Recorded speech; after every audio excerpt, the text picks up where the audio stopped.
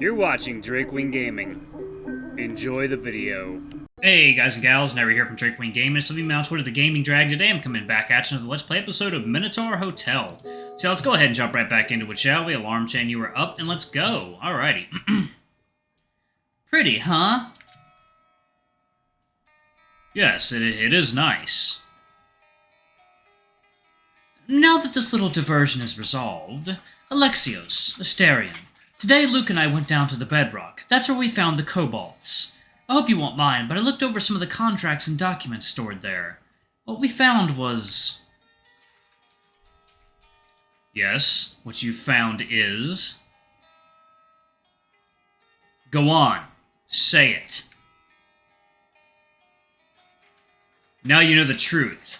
I am Asterion, the Minotaur. Yes, but what did you do to deserve this? I displeased the gods. That alone warrants punishment. You should know that well enough considering your age and precedence.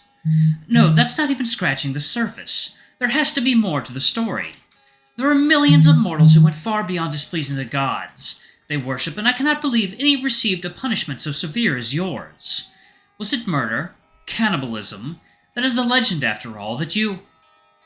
Coda, stop it. He doesn't want to talk about it. That I see, but we have a right to know what this is all about, and... Whatever it is he did, no matter how big or small, it's already been paid 100 times over. I suppose you are correct on that. Still, it does not answer what exactly is going on here. For instance, you, Alexios, if I understood correctly, your role in all this is being his torturer. There were rocky moments in our interactions, but my brief time here, I've seen no reason to question your morals. But please, you must understand. I will not work in a place that tortures someone. There is no magic, no amount of gold, nothing that would convince me to do it. So please, I must know what is going on here. Alexios.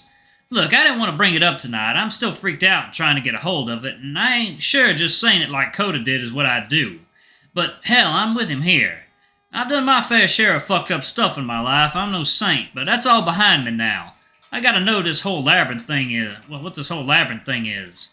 So, now that the cat's out of the bag, would you mind?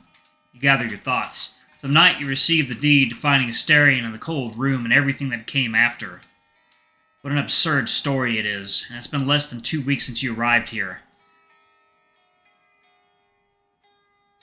As you string the facts together, it becomes clear how absurd it is, and that the mere idea of having absolute power over this realm in Asterion is objectionable enough, even if you didn't misuse it. But still, you tell them your version up until finding Asterion in the cold room, which is when the Minotaur jumps in and begins corroborating the story, if not telling his own version. It doesn't take more than 15 minutes to get them up to speed. Asterion, Alexios, I don't know what to say.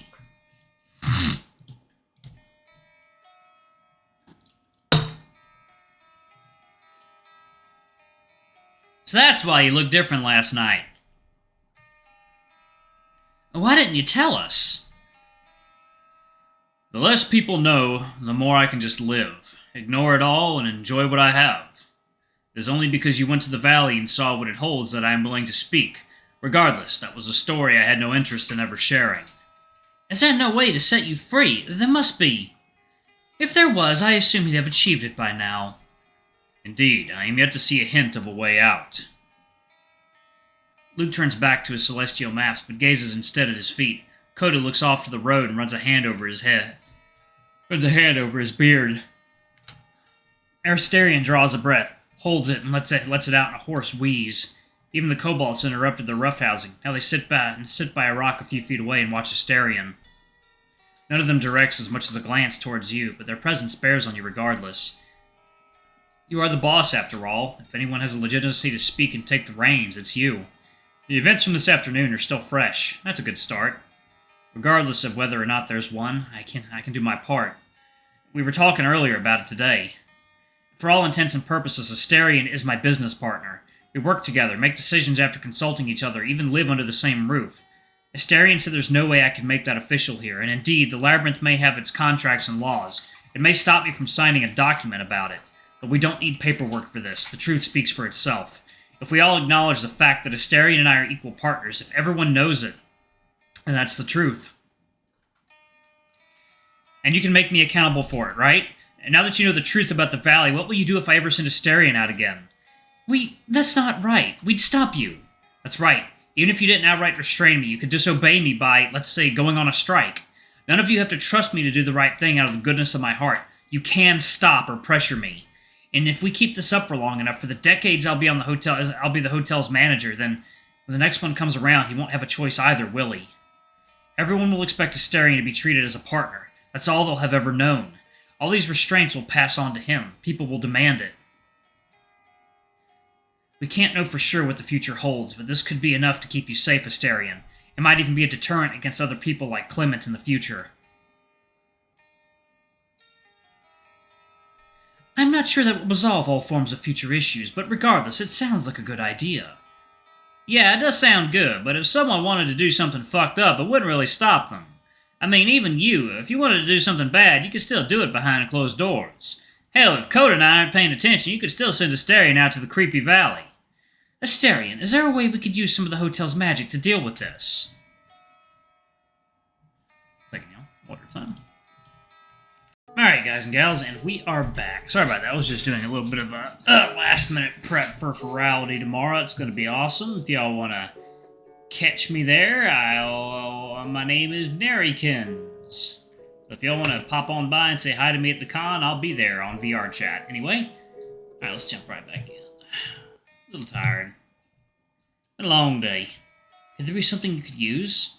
I have an idea, but I'm not sure it can work. Asterion, I recall you saying that I can't forbid myself from sending you out, but I was thinking, could we set up something that would do something I'd rather avoid if I do send you out?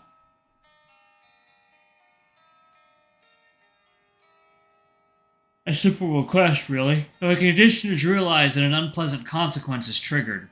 Too many such contracts have been crafted over the millennia, so much so that there are dozens of the bedrock, and yet few if any to restrict the all-powerful master.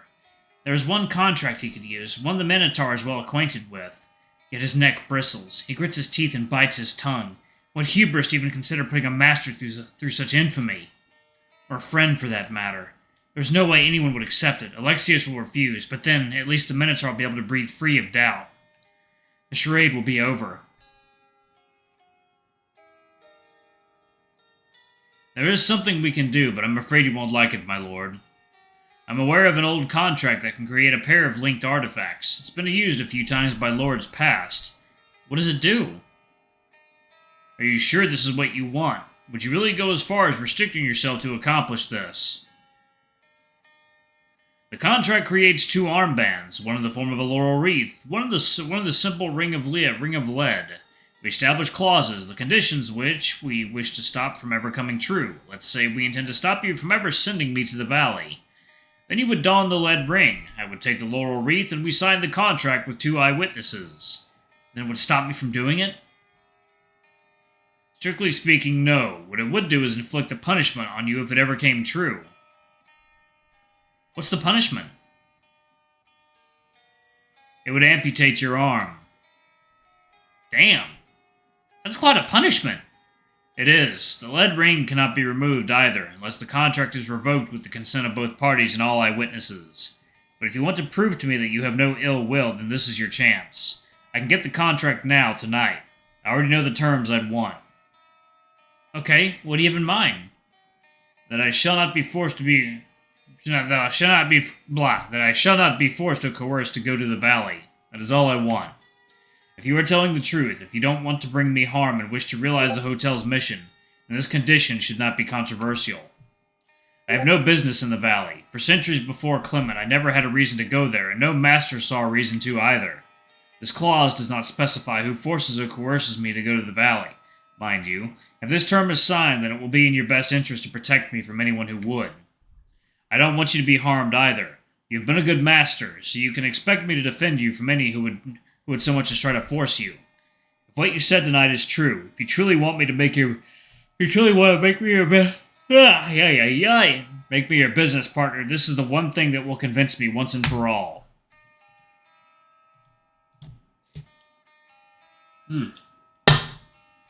Oh, I want to never go to the valley again. That's all I want. Give me this one thing, and I will follow you. Not because you are my master, but because then I'll know you. That you meant all that you said. Let's do it. Yeah, let's do this. Prepare the contract. Aww. Four shadows bathed in red light, huddled around a table overlooked by the starry sky. A dry, thick piece of parchment, a handwritten scrawl, clauses and terms muttered between bouts of coughing, ideas growing like spider webs until touching and being woven together. The Minotaur draws a script you are unfamiliar with, something more ancient than the very alphabet. It slurs, fades in and out, then rebuilds itself into words and sentences. Each paragraph bound and latched onto each other, each clause cut open, studied, and put back together a dozen times, until it becomes a frightful web of cause and consequence. Should Asterion ever go to the valley as a result of force or coercion, you'll meet a grisly fate. Sweat drips from the Minotaur's forehead. He wipes it with a shaking hand, looks over to you, and then averts his gaze. The first draft is done. It's left to sleep and age as all of you look up to the stars and share a moment of silence.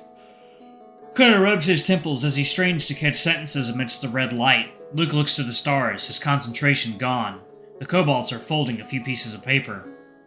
You and Asterion stand a foot away from each other. You look away, the moment lingering before gazing into each other's eyes. Then the moon, the stars, and finally the Minotaur's hands. Return to the contract. Read it aloud. Weigh every word against each other, each part's burden and boon. Then start anew, fresh parchment to paint the picture again, this time with a comma here, a period there. Such a human thing, to prize precision in every sentence. Gods, back in their time, cannot care about the pains and sorrows of mortal men. Whatever promises the Olympians made were vague and careless.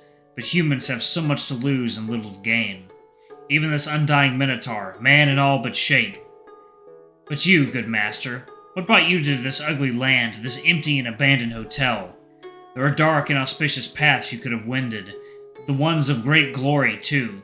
This is where you are, however. We, sitting at the sidelines, can only hope it was this moment you sought.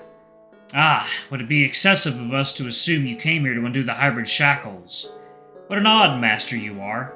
Hundreds came before, but none were so foolish as to do what you are about to. Humanity is peculiar indeed.